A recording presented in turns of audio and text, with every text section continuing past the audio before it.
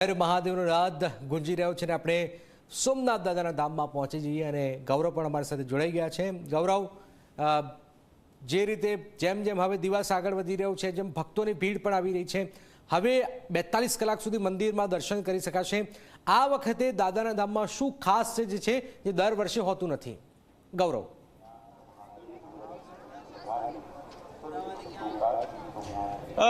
જનક, જે રીતના મહાશિવરાત્રી છે ને, મહાશિવરાત્રીના પાવન પર્વ પર દેશભરમાંથી લાખો લોકોની ભીડ છે તે સોમનાથ ખાતે દર્શન માટે ઉમટી રહી છે। શ્રદ્ધાળુઓ છે કે તે અલગ અલગ મનોકામના સાથે સોમનાથ દાદાના દર્શન કરવા માટે આવતા હોય છે ને એવું કહેવામાં આવે છે કે ભગવાન સોમનાથ જે મનોકામના જે પણ હોય તે પૂરી ઈચ્છે તે કરતા હોય છે।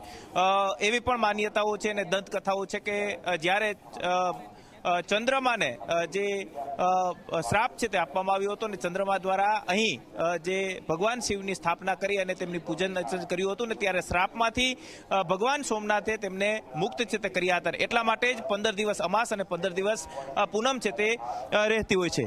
સાથે જ આજે જ્યારે મહાશિવરાત્રીનો પર્વ છે, મહાશિવરાત્રીના પર્વ પર આપ જુઓ કે દર કલાકે ધજા બદલાવવામાં આવી રહી છે ને આ જે ધ્વજાજી છે તેમનું જે શરૂઆત સવારે થઈ ત્યારે પ્રથમ ધજા છે તે સોમનાથ મહાદેવ મંદિર ટ્રસ્ટ છે તેમના દ્વારા ચડાવવામાં આવી હતી। આ સોમનાથ મહાદેવ મંદિર ટ્રસ્ટના પ્રમુખ દેશના વડાપ્રધાન નરેન્દ્ર મોદી છે અને તેમની આ ધજા છે તે પ્રથમ ચડાવવામાં આવી હતી। આજે અલગ અલગ જે 4 પ્રહરો છે કે તેમની પૂજા અર્ચન છે તે કરવામાં આવતી હોય છે।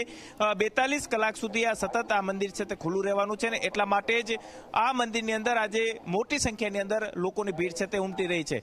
સતત લોકોનો પ્રવાહ છે તે આવી રહ્યો છે। જે રીતના પ્રયાગરાજની અંદર મહાકુંભની અંદર લોકોનો પ્રવાહ જે રીતના વહી રહ્યો છે તે જ પ્રકારે આજે સવારથી જ 4 વાગે જ્યારે મંદિર ખુલ્યું ત્યારથી જ સતત લોકોની આવન જાવન છે તે જોવા મળી રહી છે અને મોટી સંખ્યાની અંદર લોકો દર્શન કરવા માટે થઈને ઉમટી પડ્યા છે।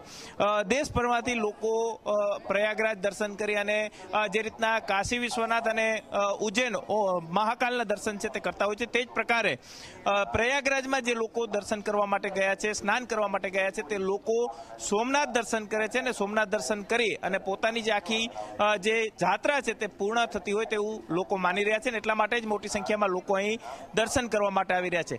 સાથે જ આજ સવારથી જ જે રીતના માહોલ છે તે જોવા મળી રહ્યો છે। તમામ જે શિવ મંદિરો છે કે તેની અંદર હર હર મહાદેવના નાદ છે તે ગુંજી રહ્યા છે અને તે જ પ્રકારે પ્રથમ જ્યોતિર્લિંગ એવા સોમનાથ મહાદેવની જે મંદિર આવેલું છે ત્યાં પણ લોકો છે તે વહેલે સવારથી જ પૂજન અર્ચન છે તે કરતા અહીં જોવા મળી રહ્યા છે। શું કહેશો, આજે દાદાના દર્શન કર્યા કેવી મજા આવી, કેવી અનુભૂતિ? બહુ મજા આવી છે। ભોળાનાથના શિવરાત્રીના દિવસે દર્શન થયા ને બહુ મજા આવી છે। શું કહેશો આપ, શું પ્રાર્થના કરી દાદાને? ચોક્કસથી લોકો અહીં દર્શન માટે આવી રહ્યા છે અને એક જ વાત છે તે કરી રહ્યા છે કે વિશ્વભરની અંદર શાંતિ જળવાઈ રહે તે માટે થઈને તેઓ પ્રાર્થના છે તે કરી રહ્યા છે। ખાસ કરીને જે આપને મેં જણાવ્યું તે મુજબ સોમનાથ મહાદેવનું જે મંદિર છે કે ત્યાં સવારથી જ લોકો દર્શન માટે આવી રહ્યા છે, મોટી સંખ્યામાં ભીડ છે અને આજે આખી રાત આ સોમનાથ મહાદેવનું મંદિર છે તે ખુલ્લું રાખવામાં આવશે।